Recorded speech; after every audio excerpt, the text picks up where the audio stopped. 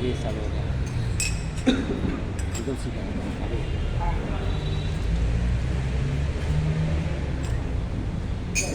जय राधा माधव कुंज बिहारी।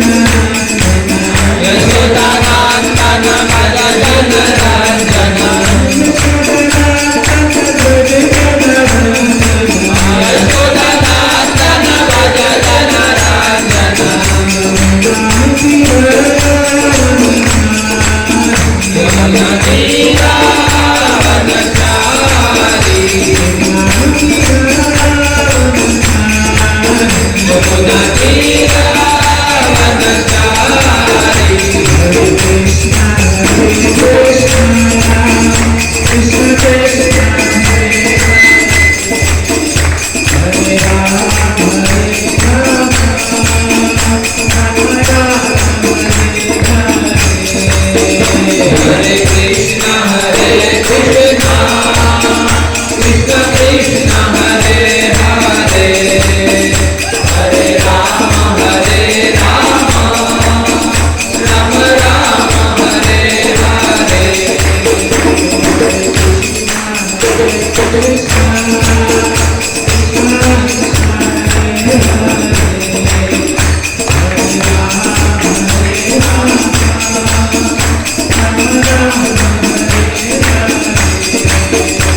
हरे कृष्णा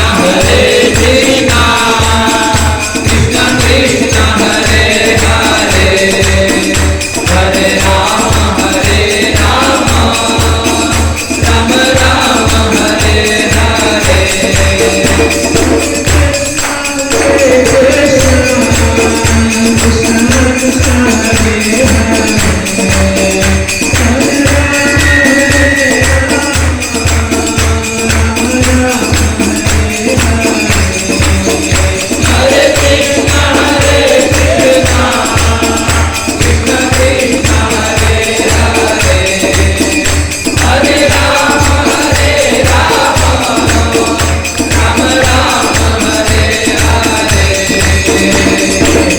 हरे हरे कृष्णा कृष्ण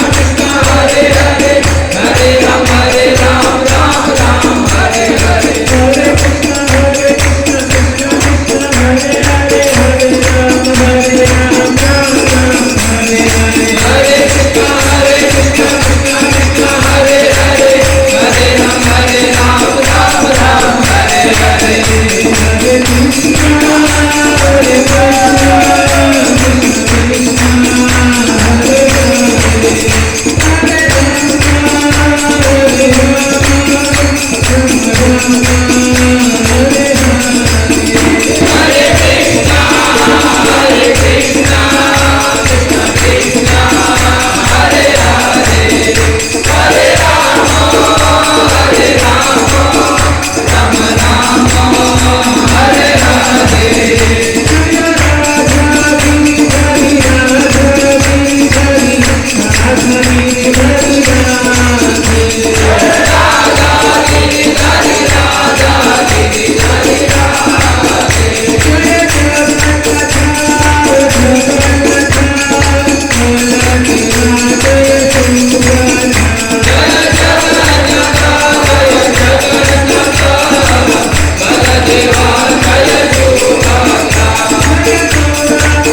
हरे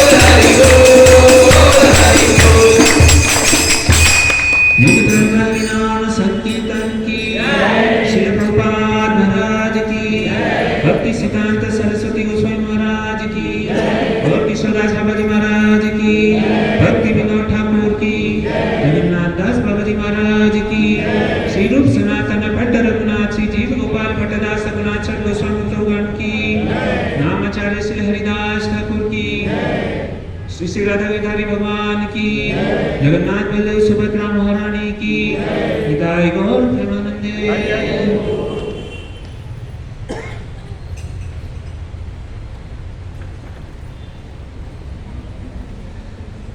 ओम नमो भगवते वासुदेवाय।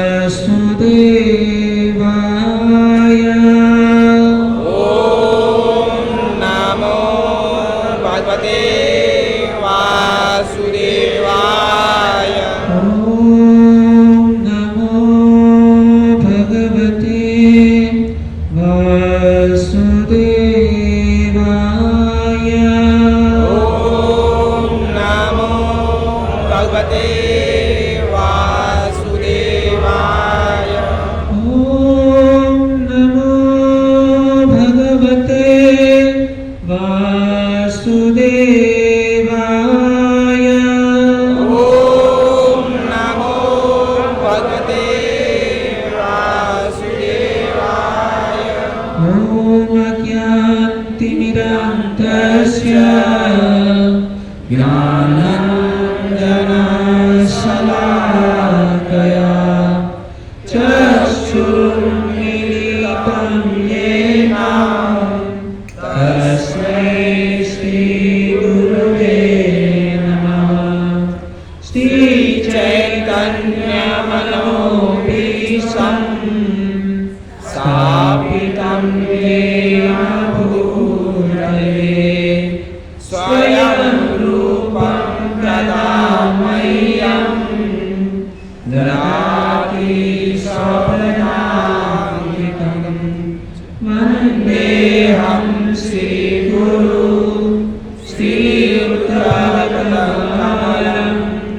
श्रीगुरुवैष्णवांश्च श्रीरूपं साग्रजातं सकलरघुनाथं वितन्तं सजीवं साद्वैतं सावधूतं परिजनसहितं श्रीकृष्णचैतन्यदेवं श्रीराधाकृष्णपादान् सकलललिता श्रीविशाखान्वितांश्च। हे कृष्णा करुणा सिन्धु दीनबन्धो जगत्पते गोपेश गोपिकान्त राधाकान्त नमोऽस्तुते। तत्पकाञ्चन गौराङ्गी राधे वृन्दावनेश्वरी विश्वानुसुते देवी प्रणमामि हरिप्रिये। वाञ्छाकल्पतरुभ्यश्च कृपा सिन्धुभ्यैव च पतितानां पावनेभ्यो वैष्णवेभ्यो नमो नमः। जय श्री कृष्ण चैतन्य प्रभु नित्यानंद श्री अद्वैत गदाधर श्रीवासादि गौर भक्तवृंद। हरे कृष्णा कृष्णा कृष्णा हरे हरे, हरे राम राम राम हरे हरे, हरे कृष्णा कृष्णा कृष्णा हरे हरे, हरे राम राम राम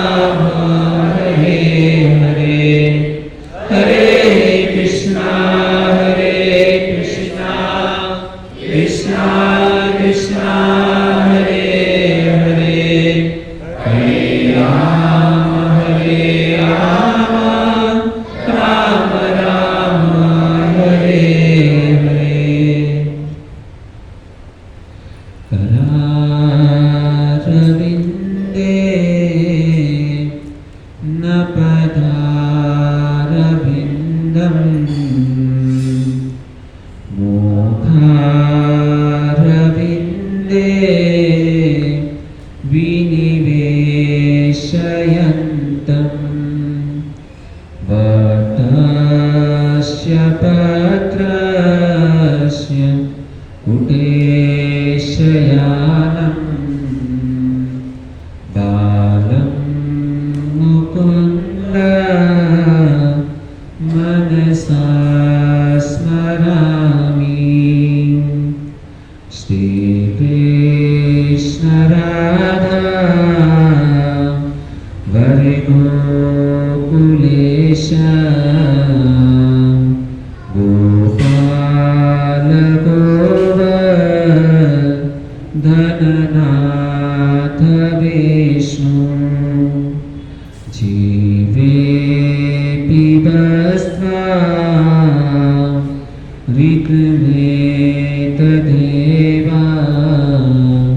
गोविन्द दामोदरमाधवेति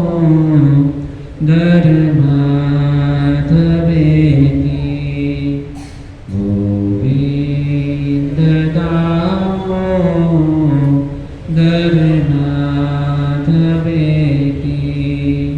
गोविन्द दामोदरमाधवेति।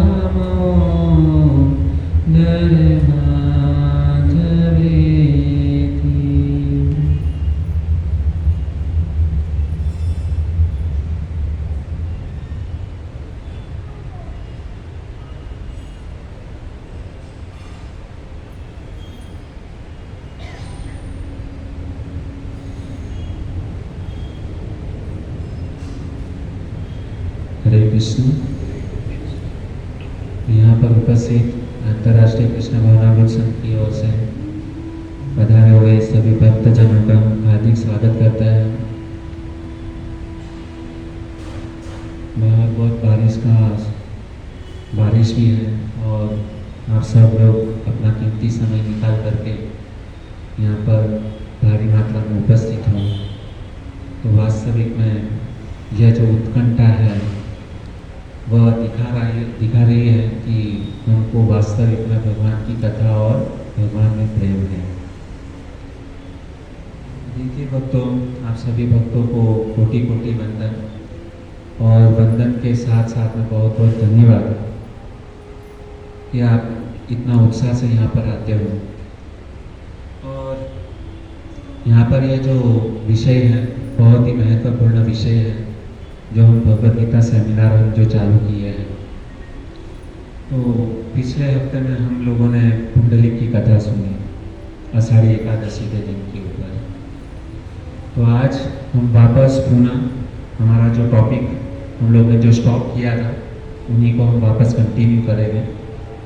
कि जैसे यहाँ पर हम लोगों ने सुना कि भगवद गीता के ऊपर हम चर्चा विचारना कर रहे थे।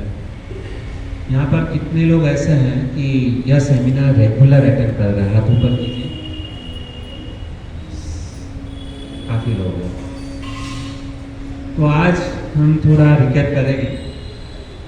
अभी तक हम लोगों ने जो भी सीखा तो उसके ऊपर थोड़ा प्रकाश डालेंगे। तो जैसे हम लोगों ने यहाँ पर भगवद गीता सेमिनार चालू किया था तो प्रथम दिन के ऊपर हम लोगों ने शुरुआत कैसे किया था? देखिए, यहाँ पर मैं अकेला नहीं बोलूँगा। अभी आप लोग इतने समय से यहाँ पर कथा सुन रहे हैं तो आप लोगों को भी हम पूछेंगे तो आप लोगों को भी बताना होगा कि भाई आप लोगों ने अभी तक क्या क्या श्रवण किए। तो आनंद कुछ अलग है। यहाँ पर मैं केवल अकेला बोलते रहूँ तो उसमें मज़ा नहीं है। हमको भी पता चलना चाहिए ना कि आप लोगों के दिमाग में कितना समझ में आ रहा है। यहाँ तो फिर मुझे कुछ टॉपिक चेंज करने की ज़रूरत है, यहाँ उसके ऊपर और थोड़ा डिग्री जाने की ज़रूरत है तो हमको पता चलेगा। तो सर्वप्रथम हमने जब ये सेमिनार चालू किया था तो किस प्रकार से चालू किया था? यस बताइए। नहीं। सबसे पहला दिन जब ये सेमिनार चालू हुआ था तो कैसे चालू किया था? मैं कौन और कोई? सबसे पहला दिन जो कथा होती है 7 दिन की क्यों होती है? हाँ, प्रभु जी थोड़ा नजदीक आए। और कोई?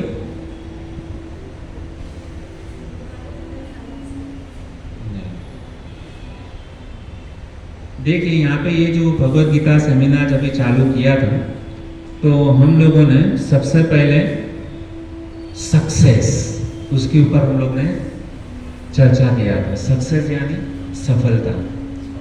तो सफलता किसको कहते हैं? हमने इसके ऊपर थोड़ा समझाया था।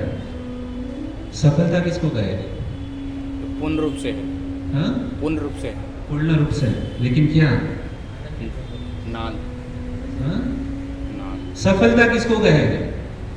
देखिए यहाँ पे कभी कभी ऐसा भी हो सकता है कि हम यहाँ पे पूरे मतलब सब लोगों को बोलते हैं कि हम लोगों ने भगवत गीता सेमिनार चालू किया है। हो सकता है मंदिर से कोई ब्रह्मचारी या प्रेसिडेंट यहाँ पे आ जाए और यहाँ पे व्यासपीठ के ऊपर बैठ करके आप लोगों को प्रश्न पूछे और आप लोग मतलब आंसर नहीं दे पाएंगे तो हमारी वैल्यू डाउन हो जाएगी। हम लोगों को ऐसा कथा नहीं सुनना है। तो मैंने सबसे पहले दिन सफलता के ऊपर मैंने बोला था। एक पूरा दिन जो है ना वो सफलता के ऊपर मैंने बोला था। सफलता किसको कहते हैं? कि सफलता उसको कहते हैं कि खास करके हमको सुख मिले और ऐसा सुख मिले कि वो जीवन में कभी भी समाप्त ना हो, उसको क्या कहेंगे? वास्तविक सफलता कहेंगे। याद आया कि ऐसा सुख की प्राप्ति के लिए हमको मेहनत करना है कि वो सुख जीवन में कभी भी समाप्त न हो, उसको वास्तविक में क्या कहा जाएगा? सक्सेस। बराबर। ये सबसे पहले पॉइंट के ऊपर चर्चा किया था। माइंड को थोड़ा रिफ्रेश कीजिए। जैसे कंप्यूटर के अंदर वो कंप्यूटर या मोबाइल हैंग हो जाता है तभी हम क्या करते हैं? रिफ्रेश का बटन दबाते हैं। तो हमको भी हमारे माइंड को रोज रिफ्रेश करना पड़ेगा। उसके बाद में सफलता का मतलब ये मीनिंग बताया था। उसके बाद में हम लोगों ने सुना था कि सफलता, सक्सेस, तो सक्सेस की 7 सीढ़ियां हैं। तो 7 सीढ़ियां क्यों है? क्यों है 7 सीढ़ी? हाँ, बोलो। अब हफ्ते में 7 दिन, हफ्ते में 7 दिन होते हैं और भी बहुत सारे उदाहरण दिए। 7 समुंदर होते हैं और ऋषि भी सप्तर्षि। यस, पीछे प्रभु जी 7 दिन क्यों? 7 सूर और 7 लोग रहते हैं। 7 लोग हैं। यस। और हाँ, भगवान श्री कृष्ण ने 7 दिन गोवर्धन को धारण किया था। वेरी गुड, अच्छा लगा। चलो, और किसी को कुछ याद आ रहा है? ठीक है। तो ये हम लोगों ने क्या किया था? सबसे पहले सफलता की 7 सीढ़ियां, उसके ऊपर हम लोगों ने चर्चा किया था। अभी ये जो 7 सीढ़ियां खत्म हो गई, उसके बाद में मैंने कुछ आगे बढ़ा था कि भगवत गीता को वास्तविक में हम क्यों लिए? भगवत गीता भी ही हम लोगों ने क्यों सिलेक्ट किया? हम बाकी भी शास्त्र ले सकते थे ना, तो प्रारंभ में भगवत गीता ही थी। इसके ऊपर भी मैंने बताया था। वो भगवान के मुंह से निकले हुए गीता को, भगवान के मुंह से निकले, भगवान ने खुद ने किया हुआ। भगवान ने खुद ने दिया। और कोई? हमने भगवत गीता ही क्यों सिलेक्ट किया? हम दूसरा अन्य ग्रंथ सिलेक्ट कर सकते थे। भागवतम है, ईशोपनिषद है, रामायण है, लेकिन क्यों भगवत गीता के ऊपर ही क्यों ज्यादा फोकस किया? हम कौन है उसके ऊपर पता चले। और मुझे सही आंसर नहीं मिला। हमारे जीवन जीने का एक कैटलॉग है। हमारे जीवन जीने का कैटलॉग है। Very good. पीछे कोई? yes. भगवान ने कहा है जो मैं कहा वही धर्म है, इसलिए भगवान ने कहा है मैं, ठीक है। और देखिए भक्तों, भगवत गीता इसके लिए हम लोगों ने सिलेक्ट किया था क्योंकि भगवत गीता को बोलने वाला व्यक्ति और भगवत गीता को सुनने वाला व्यक्ति दोनों ही सफल हुए थे। समझ में आ रहा है? भगवत गीता को बोलने वाला और उसको सुनने वाला दोनों ही व्यक्ति ने सक्सेस अपने जीवन में प्राप्त किया था। इसके लिए हम लोगों ने भगवत गीता को लिया। समझ में आ रहा है?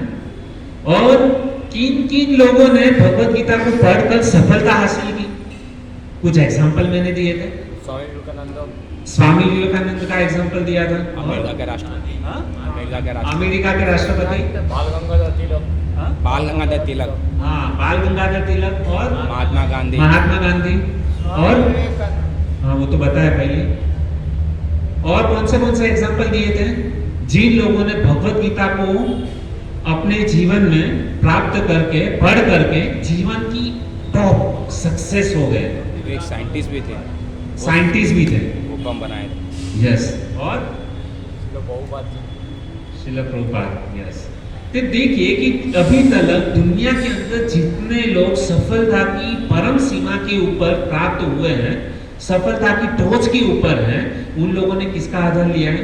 भगवत गीता।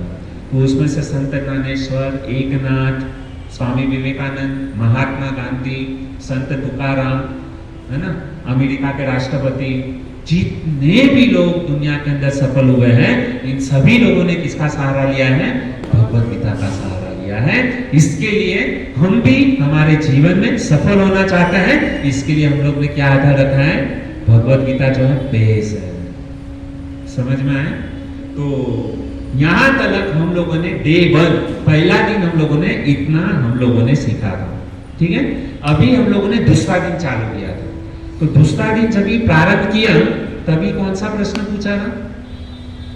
यहां तक हो गया था, उसके बाद में आगे कैसे बढ़े थे?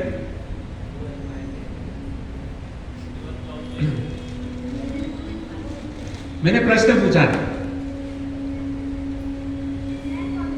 मैं कौन हूं? नहीं, जिज्ञासा होनी। थोड़ा नजदीक आया। दूसरा दिन जब भी प्रारंभ किया ना, देखो पहला दिन समझ में आया। पहला दिन हम लोगों ने क्या क्या सुना था कि सफलता का अर्थ क्या होता है, सफलता की 7 सीढ़ियां क्यों हैं, और किन किन लोगों ने भगवत गीता ही क्यों, और भगवत गीता किन किन लोगों ने श्रवण किया और सक्सेस की टॉप के ऊपर पहुंच गए, ठीक है। यहाँ तक हम लोगों ने श्रवण किया था। जब भी भगवत गीता का ये सेमिनार का जब भी दूसरा दिन प्रारंभ हुआ, तभी दूसरे दिन जब भी प्रारंभ हुआ उस समय मैंने एक प्रश्न पूछा था कि हम यहाँ पर क्यों आए हैं। आया कुछ ट्यूबलाइट हुआ कि हम यहाँ पर, हमारे यहाँ पर आने का मकसद क्या है। तो क्यों आए थे हम यहाँ पर?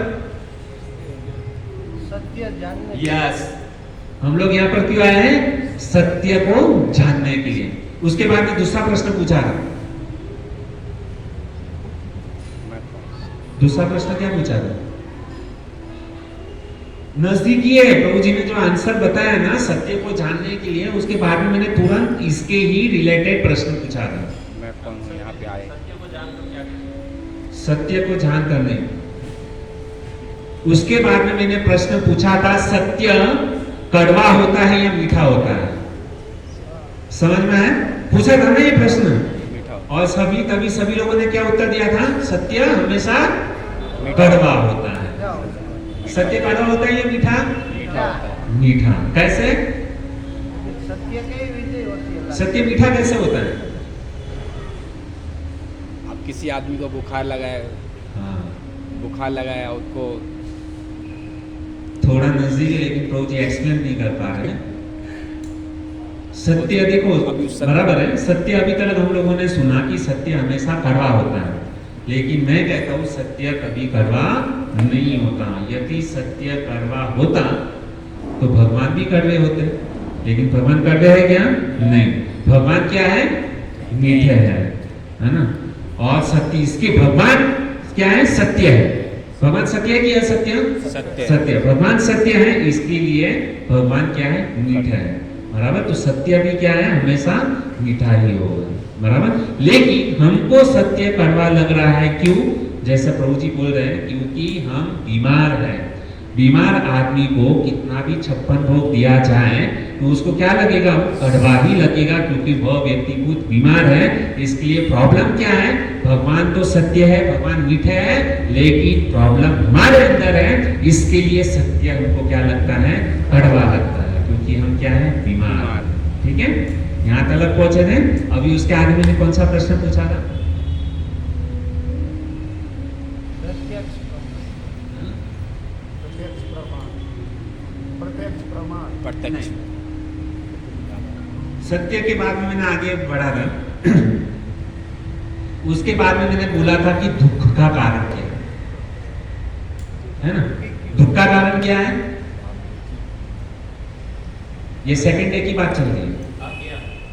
यस, दुख का कारण है अज्ञान। दुख हमको किसके लिए आता है? क्योंकि हमारे जीवन में ज्ञान नहीं है, इसके लिए हम दुखी हैं। और सुख का कारण ज्ञान। यदि हमारे जीवन में ज्ञान प्राप्त हो गया, ज्ञान हासिल कर दिए, तो हमको क्या मिलेगा? सुख मिलेगा। और यदि हमारे पास में ज्ञान नहीं है, अज्ञान है, तो हम क्या हो गए? दुखी हो गए। ठीक है, तो ये हमारा दूसरा दिन जो है ना, यहाँ पर हम लोगों ने कंप्लीट किया है। अभी हम तीसरे दिन में पहुंचे। एक से एक में लाइन से जा रहा हूं ताकि हमको पता चले। अभी आप लोगों को कोई भी बुद्धि चलन है कि तीसरे दिन प्रभु जी ने क्या बोला? तीसरे दिन की शुरुआत कहां से हुई थी?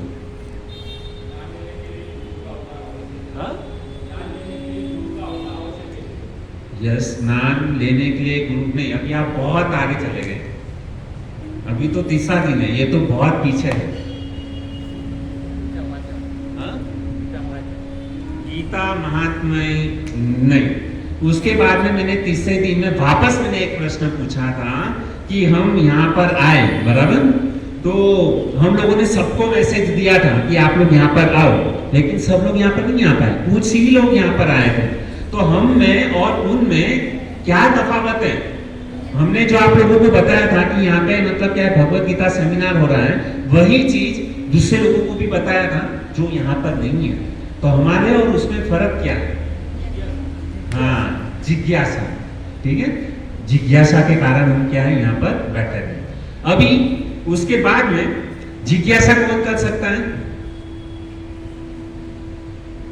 जिज्ञासा इसके लिए हम यहाँ पर आए, लेकिन जिज्ञासा कौन कर सकता है? जो विशेष बुद्धि होती है वही कर सकते हैं। यस, हाँ, भगवान का भक्त क्या है, जिज्ञासा कर सकता है। Very good. और कोई? बहुत अच्छा लग रहा है, सब लोग उत्साह से दिखा रहे हैं। देखिए, जिज्ञासा जो है ना, वो मनुष्य कर सकता है। कौन कर सकता है? मनुष्य। प्रभु जी ने कहा वो भी ठीक है, लेकिन जिज्ञासा कौन कर सकता है? मनुष्य, बराबर? तो उसके लिए मैंने एक श्लोक बोला था। वो भक्ति का वो श्लोक लेते आप। महाभारत के अंदर 1,00,000 श्लोक है, उसके अंदर एक श्लोक महत्वपूर्ण है।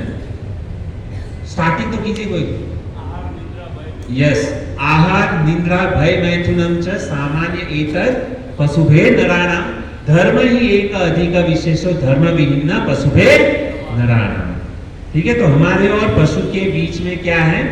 4 तफावत है, जैसे आपने बोला। कौन सा? आहार, निद्रा, भय और मैथुन, है ना? हम ये 4 कार्य हम भी करते हैं और पशु भी करते हैं, लेकिन उसमें और हमें फर्क क्या है? धर्म ही एक अधिक विशेषो। हम जो है, मनुष्य जो है ना, वह धर्म का पालन कर सकता है और पशु जो है धर्म का पालन नहीं कर सकता है। ठीक है, इतना समझ में आया? हाँ, तो हम क्या है? मनुष्य ही क्या कर सकता है? जिज्ञासा कर सकता है। ठीक है, उसके आगे मैंने क्या प्रश्न पूछा था? जिज्ञासा कैसे होनी चाहिए? हाँ, जिज्ञासा कैसे होनी चाहिए? कितने प्रकार की जिज्ञासा होती है? पीछे जिज्ञासा कितने प्रकार की होती है? कुछ लोग शायद नहीं थे इस प्रवचन में। यस प्रभु। आध्यात्मिक एक और भौतिक। एक आध्यात्मिक और भौतिक। ठीक है, सही जिज्ञासा और एक गलत जिज्ञासा। सही जिज्ञासा किसको कहेंगे? बच्चे लोगों में से कोई? सही जिज्ञासा और गलत जिज्ञासा का भी मैंने परिभाषा बताया है। यह तीसरे दिन की बात चल रही है। आप ही सब आंसर देंगे तो देखिए, सही जिज्ञासा और गलत जिज्ञासा। सही जिज्ञासा यानी क्या है? इच्छा। जिज्ञासा का अर्थ क्या होता है? इच्छा, बराबर? तो 2 प्रकार की इच्छा होती है। तो सबसे पहली है अच्छी इच्छा, है ना? अच्छी जिज्ञासा। तो अच्छी जिज्ञासा कौन करता है? मनुष्य करता है, बराबर? तो कौन सी अच्छी जिज्ञासा मानी जाती है? तो सबसे पहले जो मनुष्य है वो अपने आप को 3 प्रश्न पूछता है। कौन सा 3 प्रश्न पूछेंगे? कि सबसे पहला, मैं कौन हूं? दूसरा प्रश्न अपने आप को यह पूछेगा कि मेरे जीवन का उद्देश्य क्या है, और तीसरा मैं यहाँ क्यों आया, मैं यहाँ क्यों आया? दुखी हाँ, मैं दुखी क्यों हूं? ठीक है, यह 3 प्रश्न जो समझ लेता है, केवल अपने आप को पूछता है, वह व्यक्ति भगवत गीता को बहुत अच्छी तरीके से समझ सकता है। मैं कौन हूं, मेरे जीवन का उद्देश्य क्या है, और मैं यहाँ पर दुखी क्यों हूं। तो इसके ऊपर मैंने बहुत सारा मतलब एग्जाम्पल दिए। ठीक है, तो ये और गलत जिज्ञासा क्या है कि जैसे हम बाहर होटल में खाना खाने के लिए जाते हैं, और होटल में खाना खाते हैं और घर पर भगवान को भोग लगा करके खाते हैं, तो उसके अंदर फर्क क्या है वो भी मैंने बताया था। ठीक है, बाद में बाहर घूमने के लिए जाते हैं, लोनावाला, महाबलेश्वर, भंडारा, जो भी है, बाद में शराब पीना, नशा करना, जुआ खेलना, तो यह सब क्या है, गलत जिज्ञासा। ठीक है, तो ये दोनों मैंने चीज बताया। उसके बाद में ये जब यहाँ पर मेरा जो है ना तीसरा दिन जो है ना यहाँ पर खत्म हुआ था, उसके बाद में चौथे दिन में मैंने प्रवेश किया था। तो चौथा दिन जब प्रारंभ किया था तभी मैंने एक प्रश्न पूछा था। चौथे दिन में मैंने कौन सा प्रश्न पूछा था? यहां तक हम लोग पहुंच गए कि जिज्ञासा करनी चाहिए, सही जिज्ञासा, गलत जिज्ञासा। उसके बाद में चौथे दिन में मैंने एक प्रश्न पूछा था इसके ही रिलेटेड। क्या प्रश्न पूछा था? प्रश्न यह पूछा था भक्तों कि जिज्ञासा से हमको क्या प्राप्त होता है। जब भी हम जिज्ञासा करते हैं तो हमको क्या प्राप्त होता है? तो मैंने कहा था कि जिज्ञासा से हमको ज्ञान की प्राप्ति होती है। एक दूसरे के साथ में लिंक है। जब भी व्यक्ति कुछ जिज्ञासा करता है, इच्छा करता है ना, तो उसको क्या प्राप्त होता है? ज्ञान। तो ज्ञान प्राप्त करने की बहुत सारी विधियां हैं।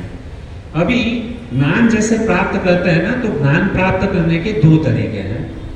एक तो व्यक्ति भावुकता से ज्ञान प्राप्त करता है और दूसरा है दृढ़ता से प्राप्त करता है। अभी जो भावुकता से जो व्यक्ति ज्ञान प्राप्त करता है ना, वो लंबे समय तक टिकता नहीं है। उसको मरकट वैराग्य बोलते हैं, स्मशान वैराग्य। कैसे स्मशान वैराग्य? कि जैसे किसी की डेथ हो गई है, उसको हम स्मशान में लेकर के जाते हैं, उस समय हमको याद आता है कि भगवान का भजन कर लेना चाहिए, है ना, यही सारे, बाकी कुछ भी साथ में आने वाला नहीं है। यह चीज कभी हमको पता चलता है जब इस स्मशान में जाते हैं तब तक, और जैसे ही स्मशान से बाहर आते हैं सारा चीज भस्मीभूत, खत्म। तो इसको क्या बोलेंगे? मरकट वैराग्य, स्मशान वैराग्य। और जिज्ञासा से हमको ज्ञान प्राप्त हुआ, बराबर, लेकिन ज्ञान जो प्राप्त हुआ वो एक प्रकार से गलत ज्ञान प्राप्त हुआ। लेकिन सही ज्ञान हमको प्राप्त करना है, तो ज्ञान प्राप्त करने के 3 प्रमाण। और 3 प्रमाण कौन से है? मैंने 3 प्रमाण बोले थे, नहीं, लाइन से मुझे चाहिए। प्रत्येक, कौन बोला? यस, प्रत्यक्ष प्रमाण, वेरी गुड। दूसरा?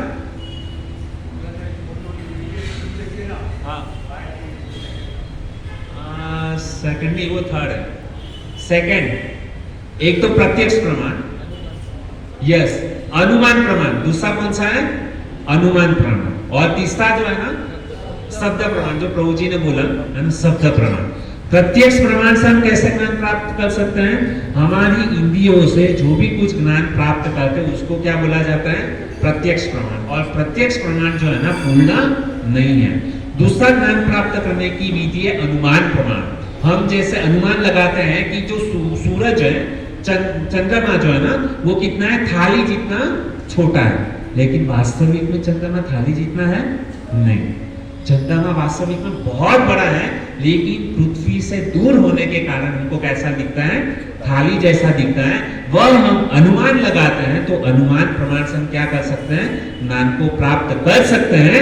लेकिन अनुमान प्रमाण के द्वारा प्राप्त किया हुआ ज्ञान पूर्ण नहीं माना जाएगा। तो पूर्ण कौन सा ज्ञान है? तीसरा जो है शब्द प्रमाण। शब्द प्रमाण कैसे है? कि जैसे फॉर एग्जाम्पल अहमदाबाद में मैच चल रहा है, क्रिकेट मैच, है ना, और हम यहाँ पे बॉम्बे के अंदर है, तो क्रिकेट का स्कोर कितना हुआ यदि हमको जानना है तो हम क्या करेंगे? अहमदाबाद जाएंगे? नहीं, अहमदाबाद जाएंगे तो हमको तब तक तो मैच खत्म हो जाएगा, है ना। यदि हमको लाइव स्कोर जानना है तो हमको अहमदाबाद जाने की जरूरत नहीं है। हम क्या करेंगे, घर पर ही बैठे बैठे टीवी को ऑन करेंगे और टीवी के माध्यम से, टीवी या एफएम के माध्यम से हमको पता चलेगा, किससे, शब्द के माध्यम से, और हम अपनी आंखों से देखेंगे कि वहां पर अहमदाबाद में जो मैच चल रहा है तो भारत का स्कोर कितना हुआ।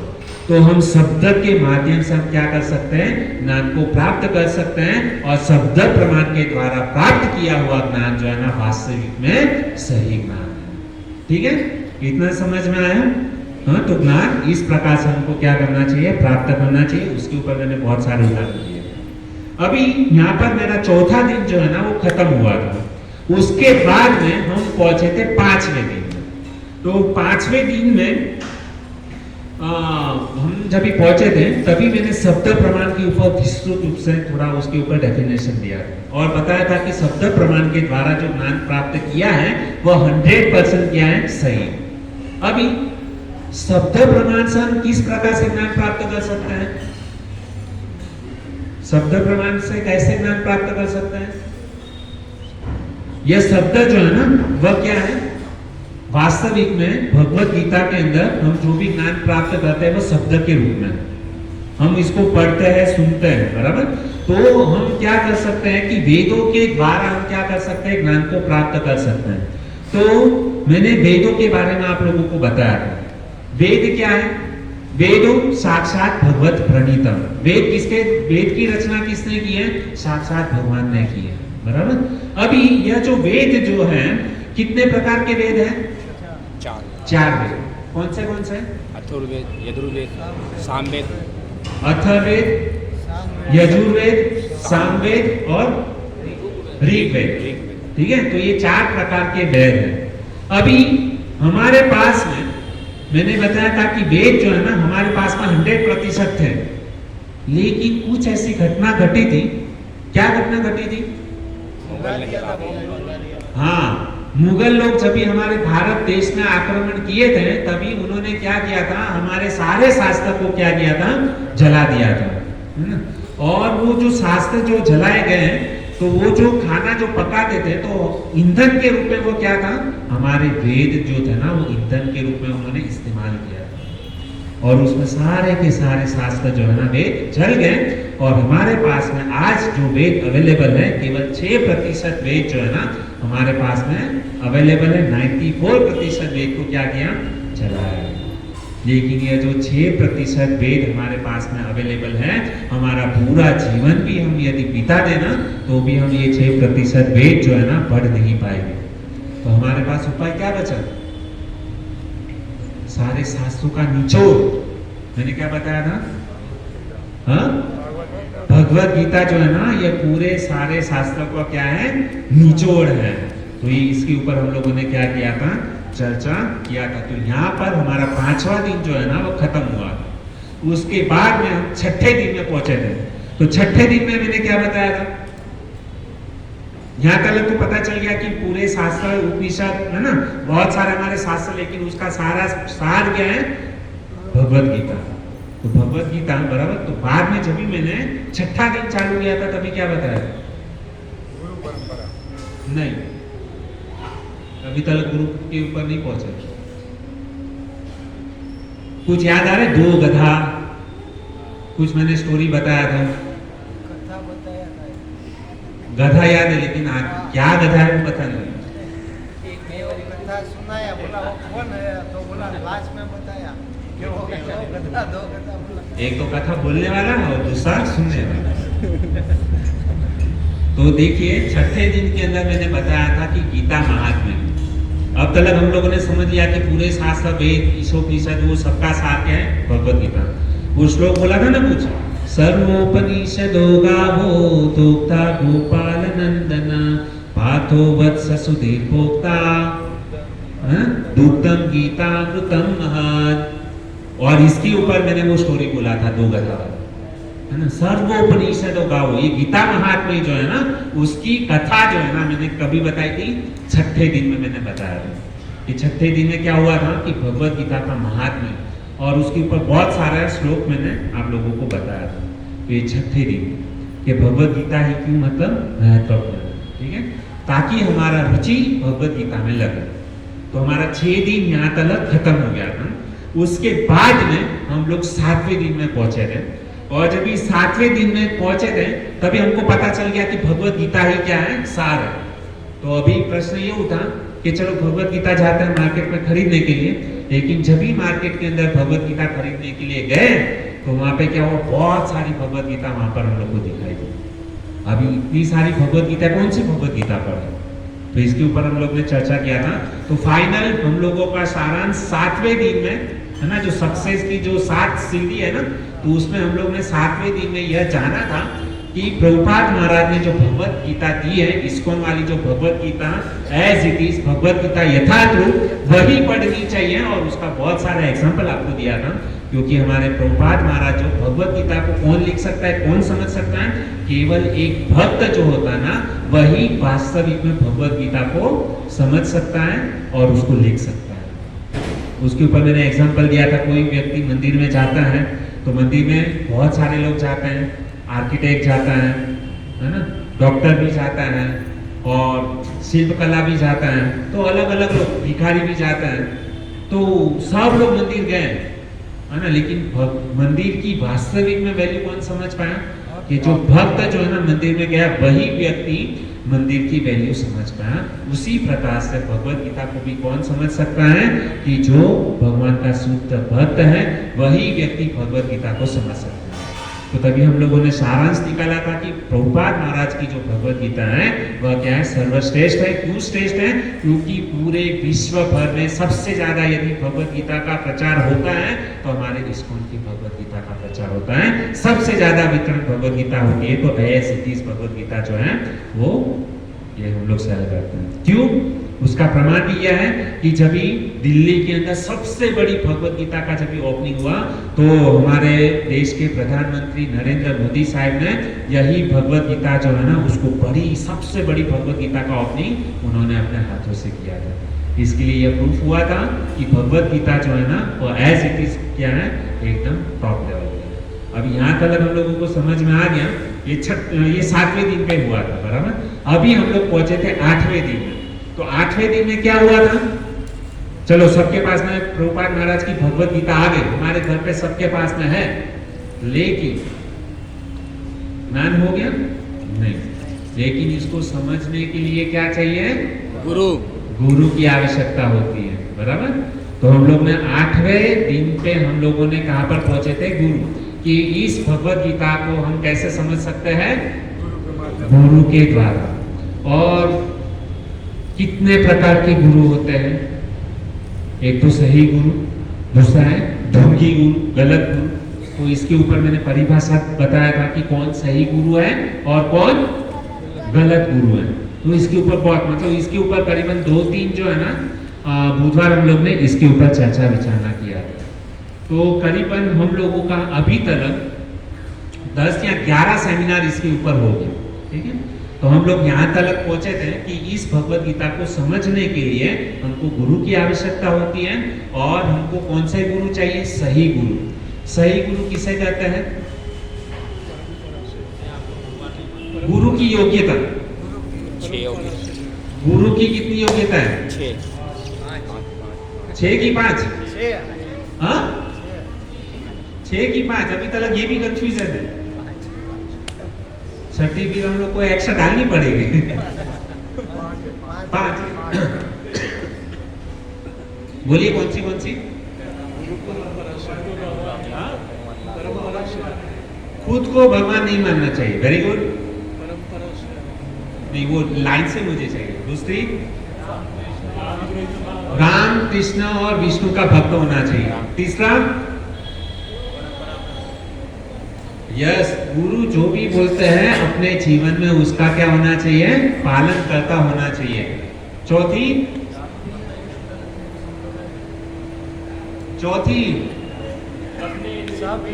हाँ, अपने इंद्रियों के ऊपर वश होना चाहिए, वेरी गुड, यंगस्टर एकदम जागरूक है। अपने इंद्रियों, कौन सी इंद्रियों के ऊपर, मैंने एक श्लोक बोला था, वाचो वेगम मनस क्रोध वेगम जीवाद वेगम उदरुपस्तवेदम् एतान् वेगान् यो विसहेत धीरं सर्वामपि मां प्रीतिं सशिष्यात्। है ना, जो गुरु जो होता है ना, उनकी 6 इंद्रियों के ऊपर उसका क्या होना चाहिए? वश होना चाहिए। कौन सी 6 इंद्रियां? वाचो, वाणी, बाद में मन, वाचो एवं मनस, क्रोध, बाद में जीवा, उदर और उपस्थ। है ना, तो हमारी ये जो 6 इंद्रियां हैं वह क्या होनी चाहिए? वश में होनी चाहिए। जो अपने आप को गुरु समझता है वही व्यक्ति अपने जीवन के अंदर क्या बना सकता है? शिष्य बना सकता है। सर्वामपीमां पृथ्वी सशिष्य। ठीक है, तो इस प्रकार से 6 इंद्रियां वश में होनी चाहिए। उसके बाद में 5वीं योग्यता कौन सी है गुरु की? जैसे वासुदेव प्रभु ने सबसे पहले बता दिया था कि जो गुरु जो होता है ना, वह क्या होना चाहिए? शिष्य परंपरा के अंतर्गत आना चाहिए। कौन सी शिष्य परंपरा? गुरु परंपरा, बराबर। जैसे वो परंपरा मैंने बताई थी, कृष्णा, ब्रह्मा, नारद, है ना, वो है। उसके बाद में जो गुरु जो है ना, वो 4 संप्रदाय के अंतर्गत होना चाहिए। 4 संप्रदाय कौन से है? लाइन से सबसे पहले कुमार, वेरी गुड। कुमार के बाद में श्री संप्रदाय, तीसरा रुद्र संप्रदाय, चौथा यस ब्रह्म मध्व गौड़ीय संप्रदाय। ठीक है, जो गुरु होता है ना, वह 4 संप्रदाय के क्या होना चाहिए? अंतर्गत होना चाहिए। तो सबसे पहला संप्रदाय कौन सा है? कुमार संप्रदाय। कुमार संप्रदाय भगवान ने 4 लोगों को ज्ञान दिया। किसको किसको ज्ञान दिया था? सबसे पहले कुमार संप्रदाय, बराबर। तो उसके अंदर ही उसका आंसर है। भगवान ने 4 कुमार को क्या दिया था? ज्ञान दिया था। इसके लिए वो क्या हुआ? कुमार संप्रदाय। दूसरा ज्ञान किसको दिया था? ब्रह्मा जी। स्त्री संप्रदाय, यानी भगवान ने लक्ष्मी जी को ज्ञान दिया, उससे जो संप्रदाय चला वो स्त्री संप्रदाय। तीसरा क्या बोला था? शिव जी को, भगवान श्री कृष्ण ने शिव जी को ज्ञान दिया, इसके लिए उसका क्या हुआ? रुद्र संप्रदाय हुआ। चौथा, भगवान श्री कृष्ण ने ब्रह्मा जी को ज्ञान दिया, इसके लिए क्या हुआ? ब्रह्म संप्रदाय। अभी इनके 4 आचार्य भी है। कुमार संप्रदाय के आचार्य कौन है? मैंने 4 आचार्य बोले थे। कुमार संप्रदाय के आचार्य है निम्बार्काचार्य। कौन से? निम्बार्काचार्य। दूसरा जो है स्त्री संप्रदाय, उनके आचार्य यस रामानुजाचार्य। स्त्री संप्रदाय के आचार्य कौन है? रामानुजाचार्य। तीसरे रुद्र संप्रदाय के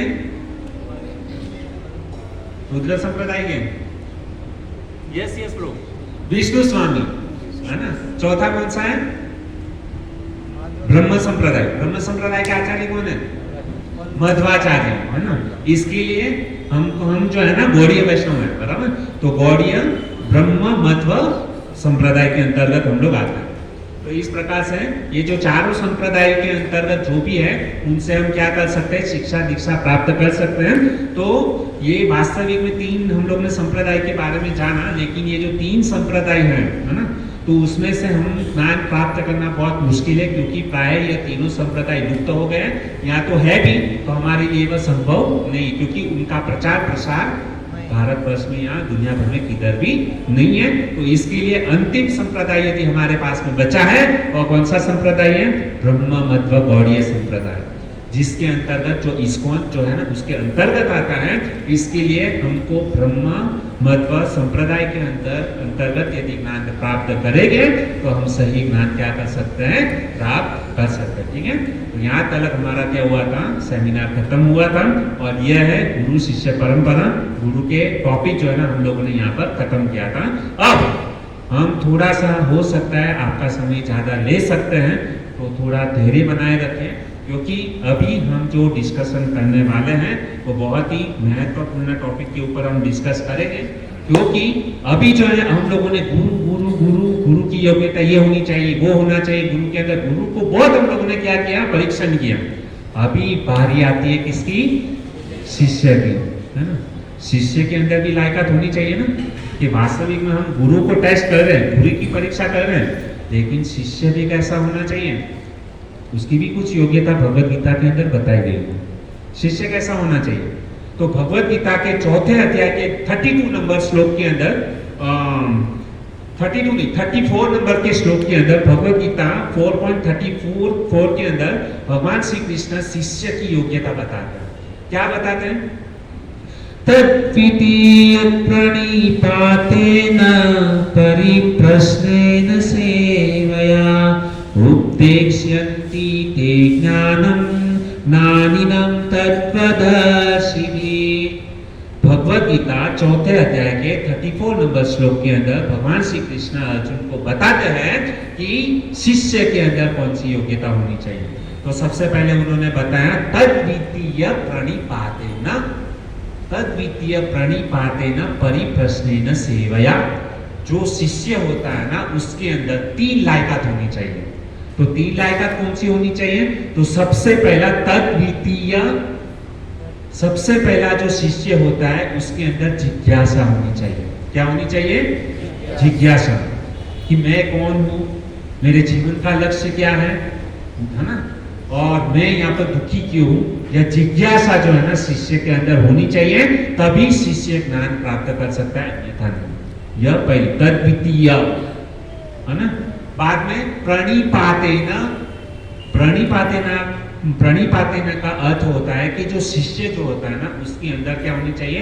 नम्रता होनी चाहिए। प्रणिपातेन परिप्रश्नेन, नम्रता से शिष्य को गुरु के पास में जा करके 2 हाथ को जोड़ करके प्रणाम करके गुरु को बोलना चाहिए कि हमको कृपा करके ज्ञान प्रदान करो, तभी वह शिष्य बन सकता है। अदरवाइज नहीं। कोई वो भाई बन के या मतलब बोले ना दादागिरी करके गुरु के पास में जाए, ए गुरु चल मुझे ज्ञान दे, तो ऐसा ज्ञान कोई गुरु नहीं देने वाला। और यदि ज्ञान दे भी दिया जबरदस्ती सर के ऊपर गोली रखे कि तुझे मुझे ज्ञान देना ही पड़ेगा, तो वो शिष्य जो है ना वो ज्ञान को धारण नहीं कर पाएगा। इस प्रकार से ज्ञान को हासिल नहीं करना चाहिए, है ना। जब भी शिष्य जो होता है ना वो नम्र होना चाहिए और झुक करके 2 हाथ को मतलब जोड़ करके प्रणाम करके गुरु को बोलना चाहिए कि हे गुरु, आज से आप मेरे गुरु है, कृपा करके आप मुझे ज्ञान प्रदान करो, ज्ञान प्रदान करो, ताकि जो है मैं भगवान की प्राप्ति कर सकूं। इस प्रकार से विनम्र भाव से गुरु के पास में जाना चाहिए। यह दूसरी है ना। उसके बाद में लास्ट में तीसरी योग्यता क्या होनी चाहिए? परिप्रश्नेन सेवया। जो शिष्य जो होता है ना उनको क्या करना चाहिए? गुरु की, भगवान की क्या करनी चाहिए? सेवा करनी चाहिए। यह योग्यता जब है तभी वह व्यक्ति शिष्य बन सकता है। कितनी योग्यता बताई मैंने शिष्य की? 3। सबसे पहली जिज्ञासा होना चाहिए। दूसरा नम्रता होनी चाहिए। कैसे नम्रता होनी चाहिए? गुरु के पास में कैसे जाना चाहिए? उसको 2 हाथ जोड़ करके प्रणाम करके उसके पास में, गुरु के पास में जाना चाहिए। तीसरा सेवा का भाव होना चाहिए। वो क्या करना चाहिए? गुरु और भगवान की क्या होनी चाहिए? सेवा होनी चाहिए उसके जीवन के अंदर, तभी वह व्यक्ति क्या बन सकता है? शिष्य बन सकता है। समझ में? गुरु की 5 योग्यता है और शिष्य जो है ना उसकी 3 योग्यता है। यह भगवत गीता के आधार पर हम आपको बता रहे हैं। तो अभी थोड़ा इसके ऊपर हम प्रकाश डालते हैं कि वास्तविक में कि शिष्य जो है ना, सबसे पहले मैंने बोला जिज्ञासु होना चाहिए। किस प्रकार की जिज्ञासा होनी चाहिए? ऐसा कुछ शास्त्र में प्रमाण है क्या कि जो जिज्ञासु शिष्य जो है उनको ज्ञान प्राप्त हुआ अपने गुरु के पास में? तो है, हजारों प्रमाण शास्त्र के अंदर है, लेकिन जो महत्वपूर्ण जो एग्जाम्पल है वो मैं आपको बताऊंगा। तो सबसे पहले मैं आपको बताना चाहूंगा कि जो जिज्ञासु होता है, तो हमारे ये जो भगवत गीता है ना, तो उसमें सबसे बेस्ट शिष्य कौन है? अर्जुन, है ना। तो अर्जुन के पास में क्या थी? जिज्ञासा। अर्जुन के पास में भगवत गीता को जानने की क्या थी? जिज्ञासा थी। उसके लिए अर्जुन ने कृष्ण को क्या बनाया? गुरु बनाया। और अर्जुन ने क्या किया? सबसे टॉप लेवल का जो ज्ञान जो है ना वो किसने प्राप्त किया? अर्जुन ने। क्योंकि भगवत गीता क्या है? पूरे शास्त्र का क्या है? सार है। तो भगवान श्री कृष्ण ने अर्जुन की जिज्ञासा को देख करके पूरी भगवत गीता कितने मिनट में बताया? 45 मिनट्स में। ओनली 45 मिनट्स में भगवान श्री कृष्ण ने अर्जुन को सारी गीता बता दी। क्यों बताई? जिज्ञासा किया था ना। गुरु माना, हाँ गुरु माना, जिज्ञासा की। हाँ, गुरु मान लिया था और उनको क्या किया था, जिज्ञासा प्रकट की थी। इसके लिए यदि हम लोगों के पास में जिज्ञासा है तो हम इस दुनिया का, पूरे दुनिया का सबसे बड़ा ज्ञान जो है ना, चुटकी में प्राप्त कर सकते हैं। हमको यदि भगवत गीता समझनी है तो हमको कितना समय लगेगा? अर्जुन 45 मिनट्स में समझ गया, लेकिन हमको यह भगवत गीता का ज्ञान प्राप्त करना है तो पूरा जीवन भी निकाल देगा ना तो भी प्राप्त नहीं हो पाएगा। क्यों नहीं होगा? क्योंकि अर्जुन की तरह हमारे अंदर जिज्ञासा नहीं है। इसके लिए हमको भगवत गीता का ज्ञान पूरा जीवन, ये जीवन तो क्या करोड़ों जीवन की निकाल देंगे ना तो भी हम प्राप्त नहीं कर पाएंगे जब तक हम अर्जुन की तरह जिज्ञासा नहीं करेंगे। तब अर्जुन की तरह यदि जिज्ञासा प्राप्त कर ली ना, तो अर्जुन ने जैसे 45 मिनट में ज्ञान प्राप्त किया ना, तो हमारे पास भी यहाँ पे 45 मिनट ही है प्रवचन के लिए, तो 45 मिनट में हम भी क्या कर सकते हैं? भगवत गीता का ज्ञान एज इट इज जो है ना प्राप्त कर सकते हैं। लेकिन उतनी तीव्र क्या होनी चाहिए? उत्कंठा होनी चाहिए, लालसा होनी चाहिए, लौल्यम जब तक हमारे पास में नहीं रहेगा ना। जैसे हम पैसा कमाने के लिए कितनी मतलब उत्कंठा दिखाते हैं, सुबह को गधे की तरह भागते हैं ना, कुछ भी हो जाए मुझे पैसा चाहिए चाहिए चाहिए। समझो कोई यहाँ पे कौन बनेगा करोड़पति में सिलेक्ट हो गया, तो वो व्यक्ति पूरा वो क्वेश्चन आंसर का पूरा जो है ना बुक कैसे पढ़ेगा? रात को सोएगा ही नहीं, पूरी रात पर जब तक वो केबीसी के वहां पे अमिताभ बच्चन के सामने पहुंचेगा नहीं तब तक वो पढ़ते रहेगा क्या है क्या है क्या है। तो कितनी तीव्रता है उसको करोड़पति बनने की, है ना। तो उससे भी कभी देखिए भौतिक ज्ञान प्राप्त करने के लिए व्यक्ति इतना समय देता है, इतना पढ़ता है, तो सोचिए कि अखिल ब्रह्मांड के नायक कृष्ण का यह जो ज्ञान प्राप्त करना है और इसी से हम क्या है मोक्ष को प्राप्त कर सकते हैं, भगवान का धाम प्राप्त कर सकते हैं, तो हम लोगों के अंदर कितनी उत्कंठा दिखानी पड़ेगी? नींद नहीं आनी चाहिए कि जब तक मुझे भगवान की प्राप्ति नहीं होगी, भगवत गीता का ज्ञान प्राप्त नहीं होगा, तब तक मैं सोऊंगा नहीं। हमारा ऐसा है क्या? हम तो अरे यहाँ पे बैठे बैठे इतना मस्त झपकी ले लेते पता नहीं चलता है, नींद आ जाती है। लेकिन ऐसे करेंगे तो भगवान बहुत लंबा है, बहुत टाइम लग जाएगा। लेकिन अर्जुन की तरह क्या होना चाहिए? जिज्ञासा, उत्कंठित होना चाहिए। उपदेशामृत का दूसरा श्लोक, उत्साहात् निश्चयात् धैर्यात् तत्तत् कर्म प्रवर्तनात् संगत्यागात् सतो वृत्ते सद्भि भक्ति प्रसिद्ध्यति। दूसरा ये तीसरा श्लोक है। हाँ, तीसरा उपदेशामृत का तीसरा श्लोक। तो यदि हमारे जीवन के अंदर उत्साह, निश्चय, धैर्य, है ना, ये सारी चीज रहेगी तो हमारी भक्ति क्या होगी? बढ़ेगी, अदरवाइज नहीं बढ़ेगी। तो यह हमको क्या होना चाहिए? उत्साह होना चाहिए। उत्साह के बगैर आप कुछ भी कार्य करोगे ना तो उसके अंदर सफलता प्राप्त नहीं होगी। आप चाहे भौतिक कार्य ही ले, यदि आपको घर के अंदर समझो कुछ 25-50 जन मेहमान आए घर पे, बराबर, अचानक किसी ने टेलीफोन करके बोल दिया कि आज रात को हम मतलब आपके घर पे प्रसाद लेने के लिए आएंगे। समझो यहाँ पे समझ लो अभी 9:30 बजे हैं, किसी ने फोन करके बोल दिया अरे प्रभु जी आपका बुधवार का भगवत गीता सेमिनार है, अभी हम लोग 100 जन अभी आपके प्रोग्राम में आ रहे हैं, क्या करेंगे? उत्साह दिखाना पड़ेगा ना। यहाँ पे जितने भी लोग हैं तुरंत ही यहाँ पे क्या करना पड़ेगा? दुकान में भागना पड़ेगा चावल लेने के लिए, और एक जन को यहाँ पे क्या गैस चालू करके तुरंत पकाना पड़ेगा। तो सब उत्साह दिखाएंगे तभी होगा ना, अदरवाइज नहीं हो पाएगा। तो उस प्रकार से हमको हमारे जीवन के अंदर क्या होना चाहिए? उत्साह। क्या होना चाहिए? उत्साह, जिज्ञासा, लौल्यम, लौलुकता, कुछ पाने की जिज्ञासा, कुछ कर दिखाने की जिज्ञासा जब तक हमारे जीवन में नहीं होगी तब तक हमको हासिल नहीं होगा। हमारा लक्ष्य को हमको क्या करना चाहिए? हमारा गोल वो हमको क्या करना चाहिए? प्राप्त करना है।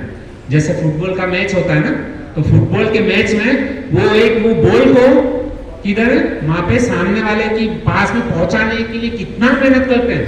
एक बॉल को वहां पे पास करने के लिए करीबन 10-10, 11-11 प्लेयर होते हैं, और लोग बॉल को मारते इतना मारते कि हमको गोल प्राप्त करना ही है, कैसे भी करके मेरा गोल जो है ना वहां पे जाना ही चाहिए।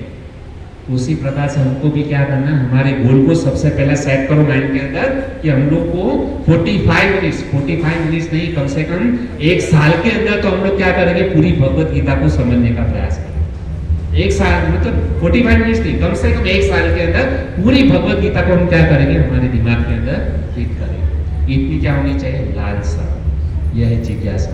तो अर्जुन ने क्या किया? जिज्ञासा की, इसके लिए भगवत गीता को प्राप्त हुआ। दूसरा एग्जाम्पल है परीक्षित महाराज। परीक्षित महाराज गंगा नदी के तट के ऊपर बैठे थे। क्यों बैठे थे?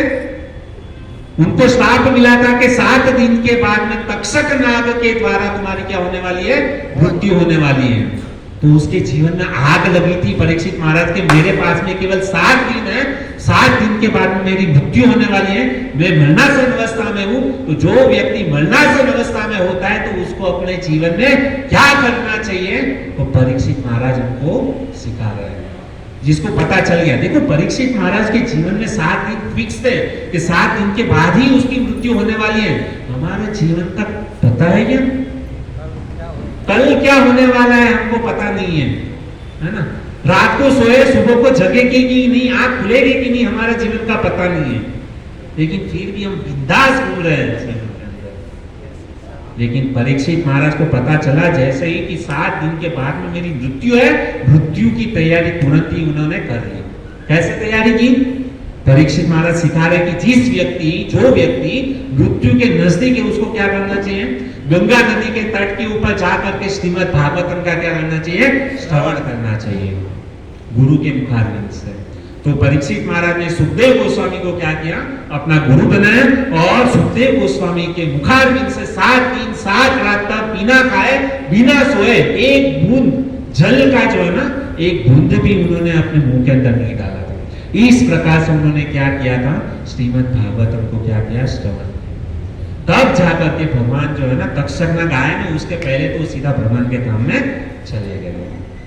यह उत्कंठा, लालसा परीक्षित महाराज जैसे, ये दूसरा एग्जांपल दिया जिज्ञासा कैसे होनी चाहिए। और जिन लोगों ने जिज्ञासा की है उन लोगों की क्या गति हुई है वह हमारा शास्त्र हमको बताता है। तीसरी कौन थी? ध्रुव महाराज, है ना? वो पूरे भूमंडल का राजा बनना चाहते थे ध्रुव महाराज। और उन्होंने कैसी तपस्या की? केवल 5 साल का बालक जंगल में जाकर 6 महीना तपस्या किया और 6 महीने में पूरे भूमंडल को हिला दिया।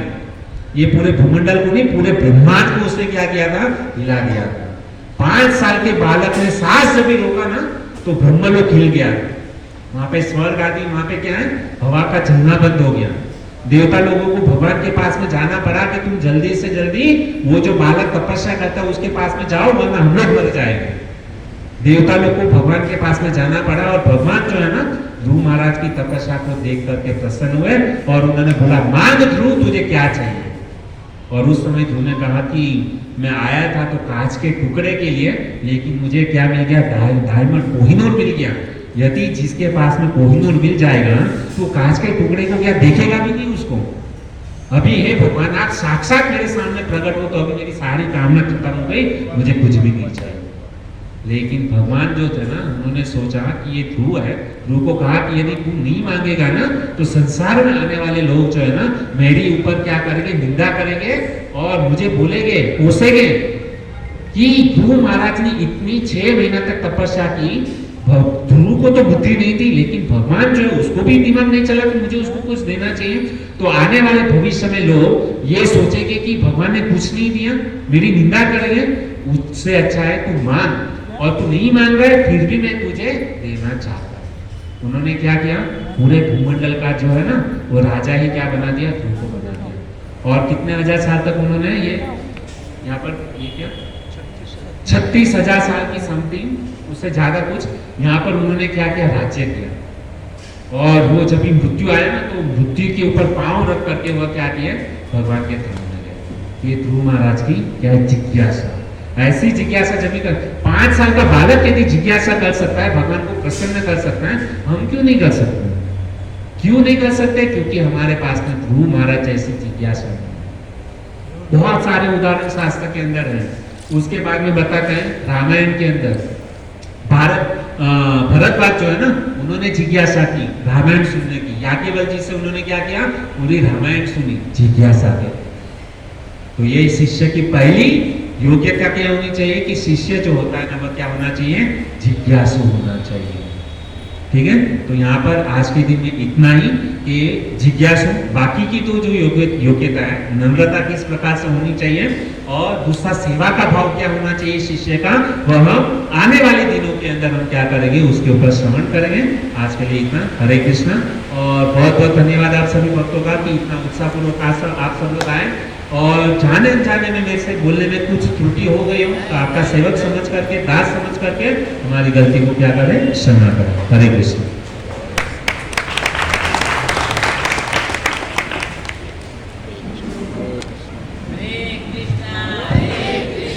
कृष्णा कृष्णा हरे हरे, हरे राम राम राम हरे।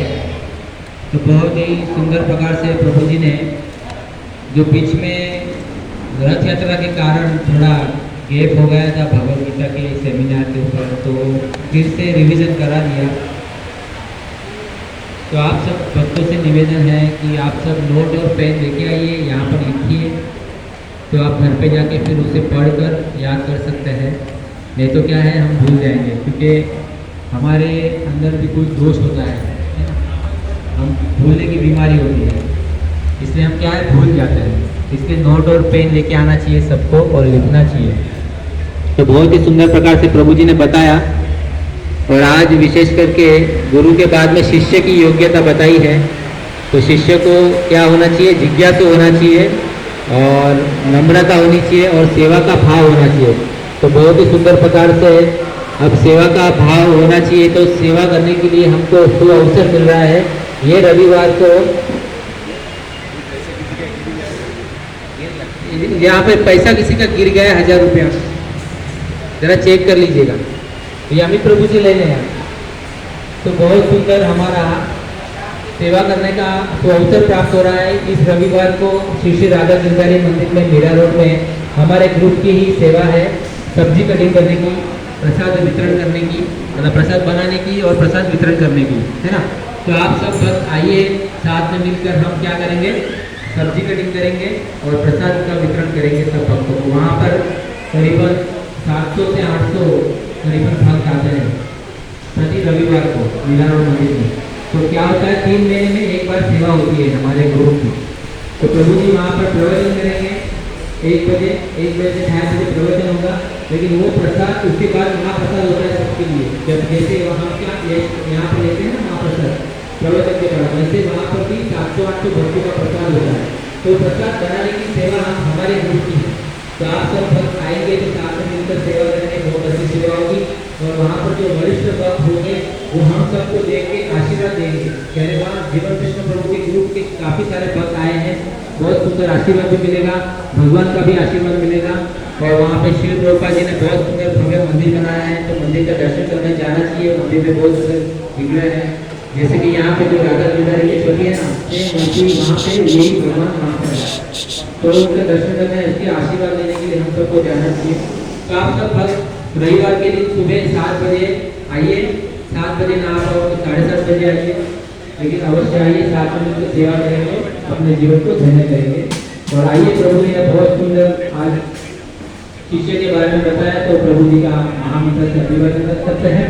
हरे कृष्णा कृष्णा कृष्णा हरे हरे, हरे राम राम राम हरे हरे। और बहुत आज का जो सुंदर महाप्रसाद है वो अशोक काका, जो प्रभु जी के रिलेशन वाले हैं, अशोक काका, अशोक प्रभु जी की तरफ से है। उनकी माता जी की, उनकी मम्मी की आज तिथि है, तो तिथि के उपलक्ष्य में उन्होंने प्रसाद स्पॉन्सर किया है और शायद उन्होंने ही ये सब बनाया है उनके घर पे। देखिए कितना सुंदर भाव है, प्रसाद स्पॉन्सर भी किया है, उन्होंने बनाया भी है, तो बहुत सुंदर भाव है। तो आइए, प्रभु जी की माता जी की आज तिथि है, तो प्रभु जी की माता जी की सदगति हो, उन्हें भगवान अपने सेवा में लगाए। तो आइए, प्रभु जी की माता जी के लिए और उनके पूरे परिवार के लिए एक बार हृदय से हरे कृष्ण महामंत्र बोलकर उनका अभिवादन करते हैं। हरे कृष्णा कृष्णा कृष्णा हरे हरे, हरे राम राम राम हरे हरे। हम श्री श्री राधा गिरधारी से प्रार्थना करते हैं कि प्रभु जी का जीवन पूरा भक्तिमय हो, भगवान को जाने, अपने आप को जाने और सुंदर प्रकार से भगवान की सेवा करे, भक्तों की सेवा करे और अपने जीवन को धन्य करे। हरे कृष्णा। और आने वाले बुधवार को एकादशी है, सब लोग आइए, एकादशी व्रत का पालन करिए और अपने मनुष्य जीवन को धन्य कीजिए। एकादशी व्रत का पालन करना बहुत जरूरी है। भगवान को समझने के लिए, भगवान की भक्ति को करने, आगे बढ़ाने के लिए एकादशी व्रत करना बहुत जरूरी है। एकादशी के दिन अन्न नहीं खाना चाहिए। तो हमने पिछले बुधवार को सुना, पिछले बुधवार को भी